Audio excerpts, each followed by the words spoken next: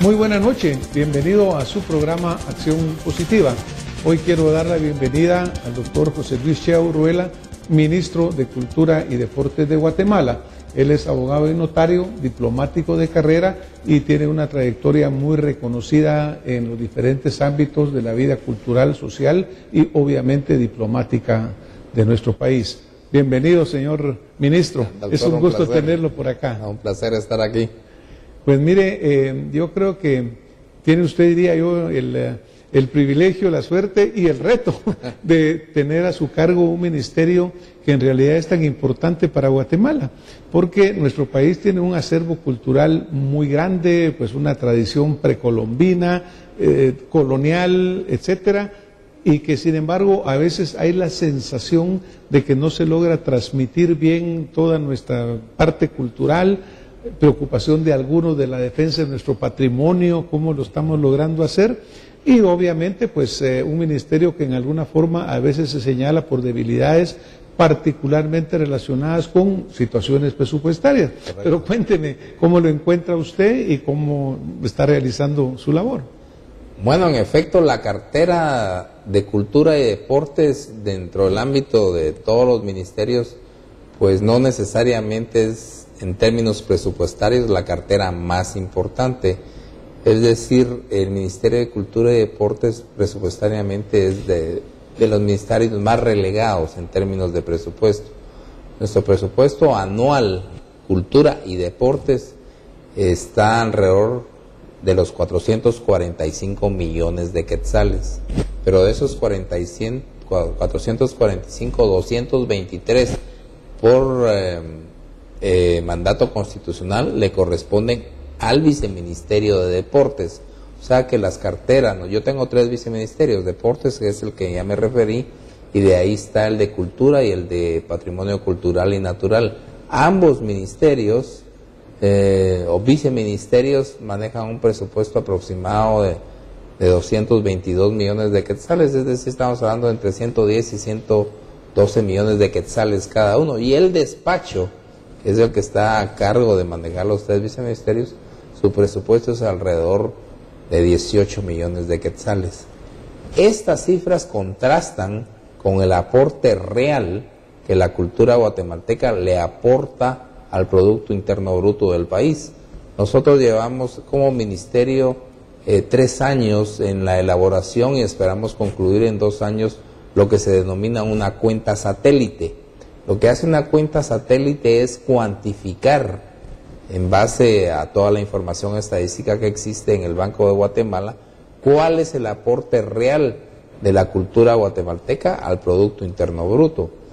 Y las cifras que llegamos en este momento nos dicen que al día de hoy la cultura guatemalteca aporta alrededor del 7.5% del Producto Interno Bruto, es decir, el aporte que la cultura nuestra le da al Producto Interno Bruto es fundamental y no tiene correlación con lo que recibimos presupuestariamente. En el caso particular nuestro, pues el 95% del presupuesto está destinado a gastos de funcionamiento. No es un problema serio para que trabajemos, porque no se trata de pedir más dinero para contratar más gente. En ese sentido, nosotros y su servidor estamos haciendo los contactos necesarios con los diputados de las diferentes bancadas, con el presidente de la Comisión de Cultura, el presidente de la Comisión de Deportes, y otros diputados que manejan también el tema cultural y tienen intereses en preservar la cultura, para que ese presupuesto pues refleje no las necesidades de líneas de 01, 029, 020, sino que realmente el ministerio pueda tener los recursos suficientes para dedicarse a ampliar más la cultura. ¿Qué le digo ahí? Tenemos una división dentro del ministerio que se llama CREA, que es de artes recreativas, que dirige el escritor Payeras. Pues le queremos dar 10 millones de quetzales, pues, para que realmente los otros artistas que no están en el mainstream, digamos, que no están en el ballet, la marimba, pues tengan recursos. El cine guatemalteco también estamos tratando de crear un fondo para producir 2 o 3 películas. Pues nos costará, porque los costos han bajado, podremos hablar de otros 7, 8 millones de quetzales. Estamos hablando del tema del teatro también, que ese sí tiene problemas estructurales que hay que terminar de construir y que queremos hacerlo rentable, pero realmente es muy complejo. El Gran Teatro, estamos hablando de otros 10 millones de quetzales. Estamos hablando de cine, otras artes, un fondo para artistas, es un problema. Hay muchos artistas que llegan al Ministerio de Cultura y que han ganado algo, y lo único que necesitan es un viaje, un boleto de avión, un incentivo a lo que ellos ya han logrado a título personal, y realmente no hay partidas presupuestarias. No hay de dónde jalar un recurso para apoyar. Hay dinero, porque el sistema es perverso.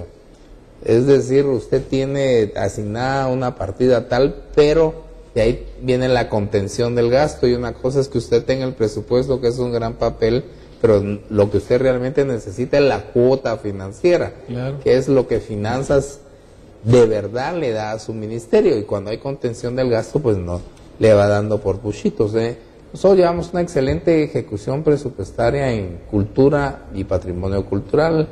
Deberíamos en este cuatrimestre estar alrededor del 33%. Ahorita estamos en ejecución del 22%. Deportes sí está mucho más bajo, pero es por la propia dinámica del viceministerio que explica esta lógica.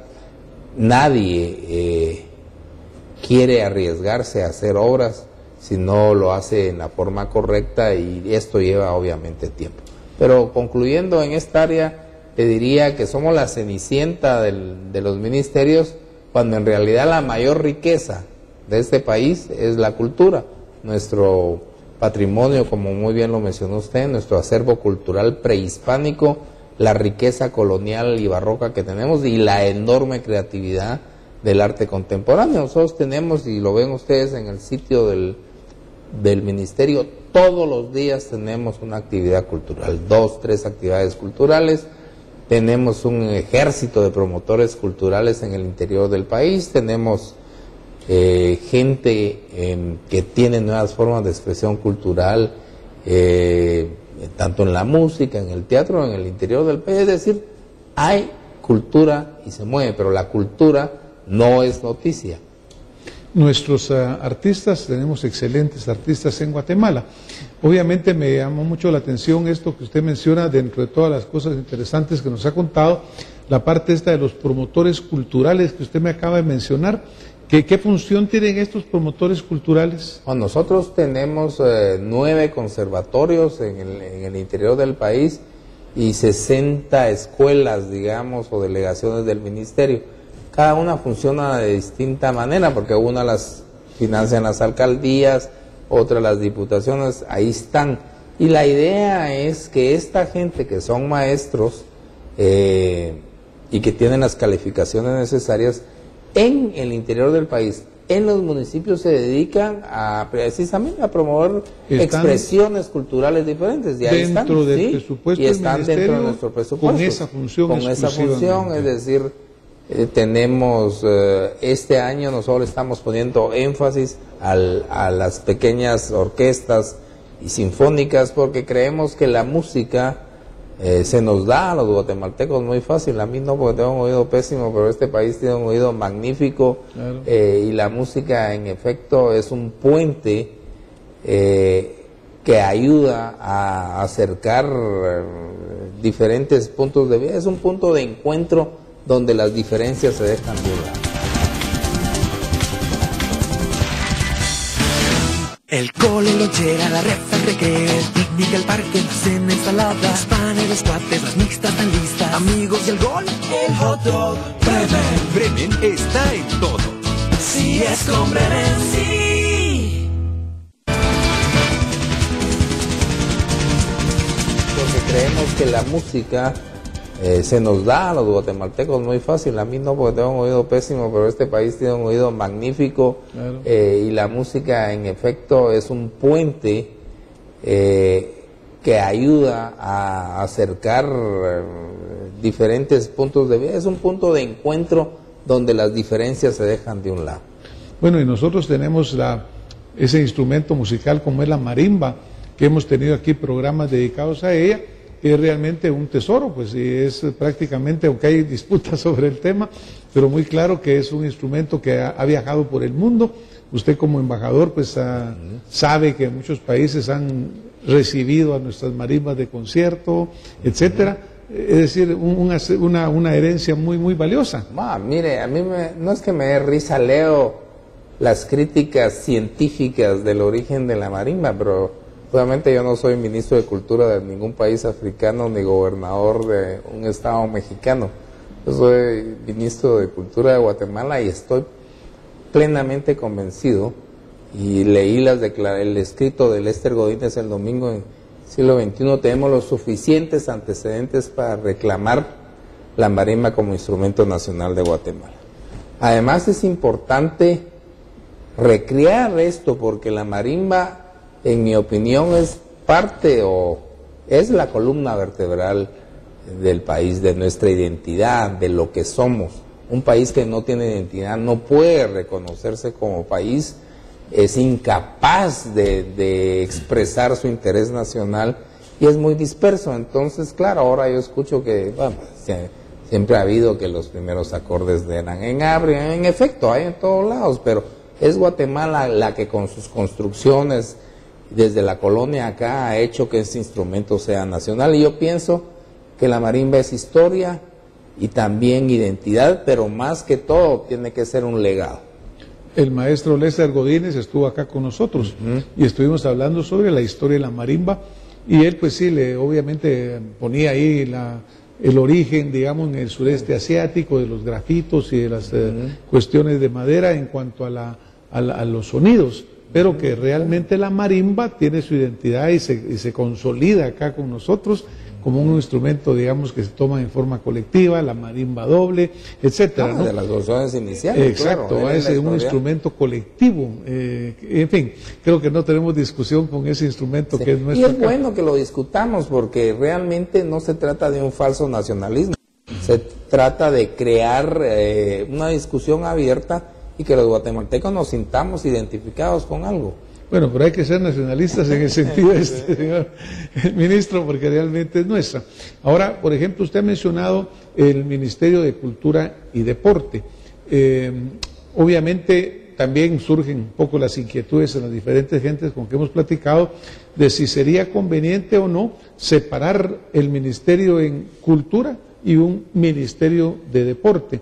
De acuerdo a los datos que usted nos decía, básicamente el 50% del presupuesto actual de 445 millones van para la parte del deporte. El deporte además recibe una asignación del presupuesto, que es un 3% para el deporte federado, que es independiente de lo que viene por el ministerio. O sea que tiene otras fuentes de financiamiento importantes. En efecto, yo estoy firmemente convencido que hay que hacer la separación. De hecho, estoy trabajando en eso para hacer eso, porque aquí necesita dos elementos: la voluntad política, que esta es una iniciativa del ministerio. Obviamente el presidente en su momento tendrá que dar su aprobación, y esto me imagino que pasará por el Congreso. Pero si existe la voluntad política, la lógica del funcionamiento de un ministerio como el nuestro, donde obviamente privilegiamos el tema cultural y el patrimonio cultural, el deporte, aunque este es un deporte recreativo, no federado, pues es importante, pero podría estar o bien como un ministerio aparte o dentro del área el Ministerio de Educación. Recientemente acaba de haber una reunión de ministros para tocar el tema de deporte, y todos, con excepción de Guatemala, tienen y están estructurados dentro de su propio ministerio.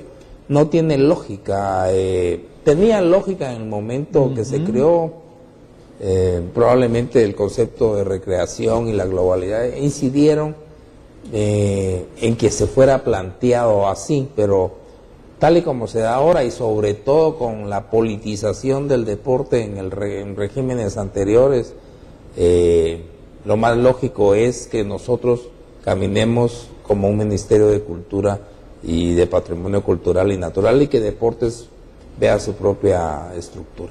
Aparte que tiene fondos suficientes o puede conseguir fondos a través de algún tipo de patrocinio, etcétera, que muchas veces apoyan a los deportes en general, ¿verdad? Es correcto, sí. Y entonces, pues pero permitir, digamos, una mayor inversión en eso que, como usted dice, sí, es nuestro principal jalón, porque a Guatemala la gente viene no por sus playas, viene por su historia, por sus ruinas, cultura, ¿sí? por toda la belleza natural, pues, ¿no? El colorido de nuestra cultura, que aporta, como usted dice, tan importante a los ingresos de nuestro Producto Interno Bruto. Así es. Y fortalecer esa área.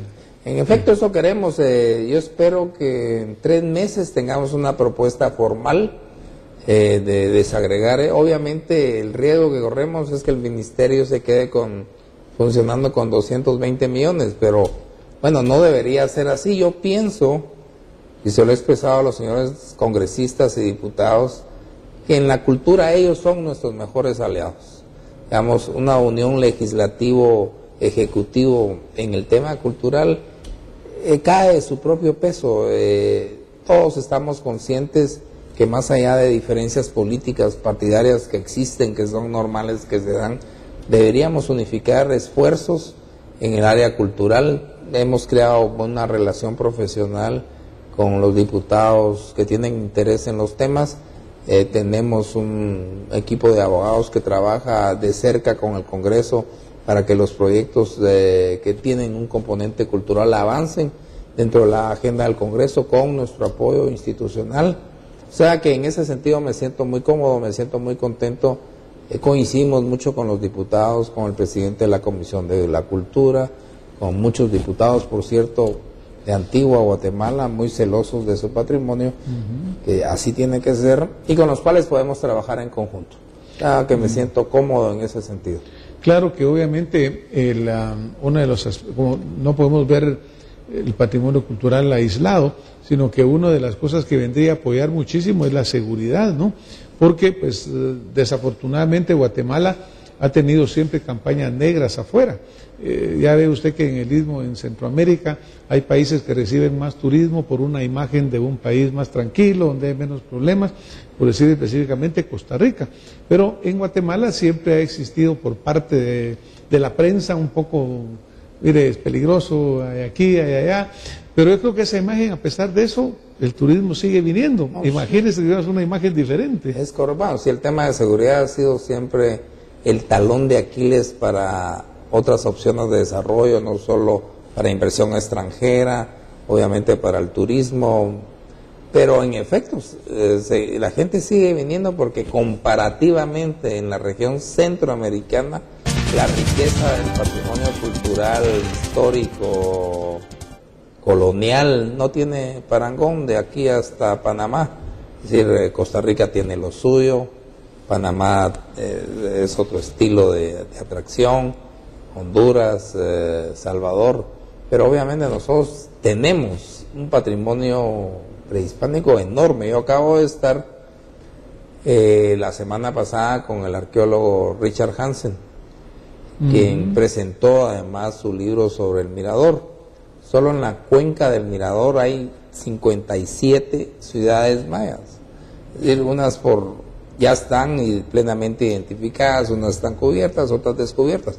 Pero administrar ese enorme patrimonio de 57 ciudades requiere no solo una visión clara de cuál es el camino para hacerlo, sino también una enorme cantidad de recursos, que obviamente podrían hacer eventualmente sustentable el tema de la cuenca del Mirador, no solo en términos de ingresos de turismo, sino sustentable para la gente que vive ahí, porque obviamente el esquema comunitario en la administración del patrimonio cultural es importante. Y le voy a poner un ejemplo que me gusta mucho, es Yaxá.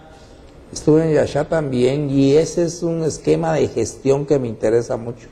Y hablé con el director de CONAP y es un esquema tripartito donde está el Ministerio de Cultura, está CONAP y obviamente está la comunidad. Las ruinas son preciosas, están muy bien cuidadas, generan recursos, no llega tanto. Tikal, que es nuestra joya, pues ahí estamos enfrentando problemas serios. El tema fundamental de la reestructuración va a tener que comenzar con Tikal. Tikal es una joya que además de su propio valor arquitectónico, histórico, es rentable. Y tiene un reconocimiento mundial, mundial, señor ministro. Ahora, por ejemplo, obviamente el turismo también ha ido cambiando con el tiempo.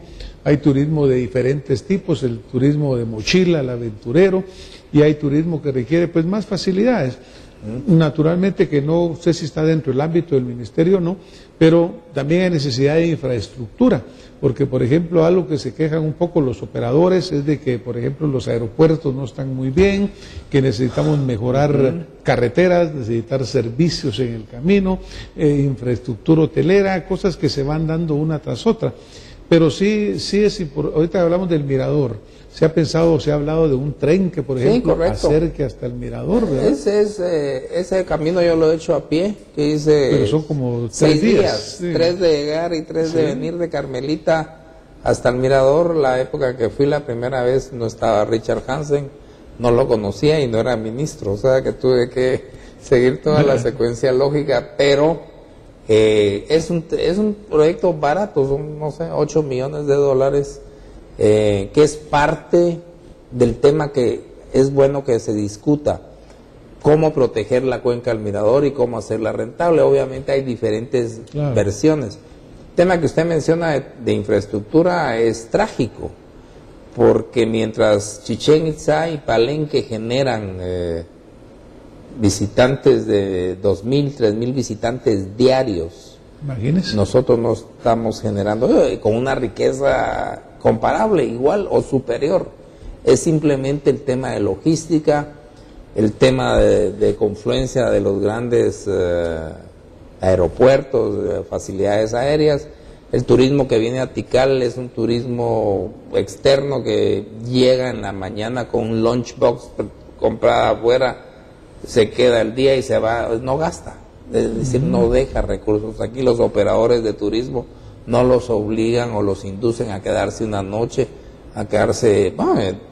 Petén tiene ahora, yo también estuve una nueva variedad de infraestructura, hoteles de primer mundo, no quiero hacer propaganda, pero donde yo me quedé. Pero eso es lo que busca mucho turismo, ¿no? Habrá el aventurero, como usted cuando fue 3 días de ida y vuelta. Sí, pero el aventurero gasta más ahora. Claro. Por ejemplo, Machu Picchu cobra, mi hijo acaba de estar ahí, $70 por entrar, no importa si usted viene con su mochila, tiene que pagarlos, y la gente los paga, y los paga con la antelación de vida, y si usted quiere ver el amanecer, paga otros $100, y si es fotógrafo, paga más, es decir, es rentable.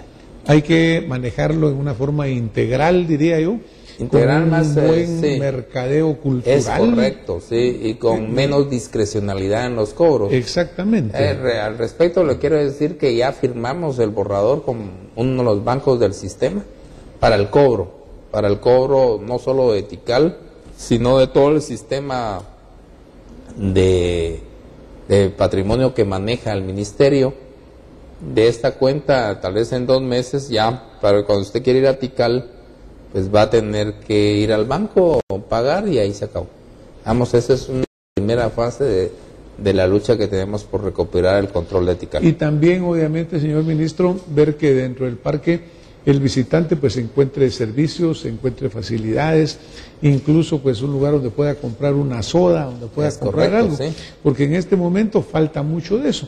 Y acuérdese que esa es otra fuente de ingresos, otro atractivo, ¿verdad? Así es. Probablemente no se quedan a dormir allá porque no saben de la existencia de los hoteles, porque los operadores no se lo mencionan, pero sí el turismo ya busca más comodidades, busca tener como valores agregados a su visita, ¿no? Claro. Las ruinas son impresionantes, las pirámides son impresionantes. Pero de ahí impresionantes. pueden regresar a la Isla de Flores. La Isla de Flores tiene ahora una serie de pequeños hoteles y ese muelle de la Isla de Flores es impresionante, tiene una vida nocturna fabulosa, hay restaurantes familiares, hay discotecas, hay barcos que lo llevan a los hoteles, es decir, cambió muchísimo. Y aquí tenemos más, ¿verdad? Porque pues también tenemos Quiriguá, que es muy lindo, muy impresionante y tiene tanta historia. Misco Viejo, que está tan cerca de la ciudad capital, el mismo área de Caminal Cuyú, que se han hecho muchos descubrimientos importantes. Misco Viejo está bastante bien cuidado. El tema es que lo bien cuidado no atrae, entonces no llegan. No llegan porque no saben, no conocen, no se promueve, porque como dice usted, no solo es diferente en sí el estilo de construcción, sino que está muy bien cuidado. Pero si no se promociona, la gente no sabe realmente que está ahí. De promoción, en efecto. Sí. Pero, en fin, yo creo que Guatemala tiene grandes oportunidades. Tenemos grandes artistas que necesitan un apoyo, pues, importante, diría yo, pero también tampoco tan caro, sino que es más que todo cierto tipo de apoyos.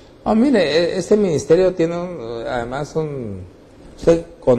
tiene que tratar con artistas, y con artistas trata desde balletistas, marimbistas, antropólogos, en el otro lado arqueólogos y deportistas, es decir, el mundo social que usted ve como ministro es muy variado y enorme, pero en efecto creo que hay que comenzar, pero el reto más importante es hacer conciencia del valor que tiene nuestra cultura, del enorme valor histórico, de la enorme capacidad que tiene la cultura para unificar, del legado que representa para el país, que es lo más importante para nuestros hijos, para nuestros nietos.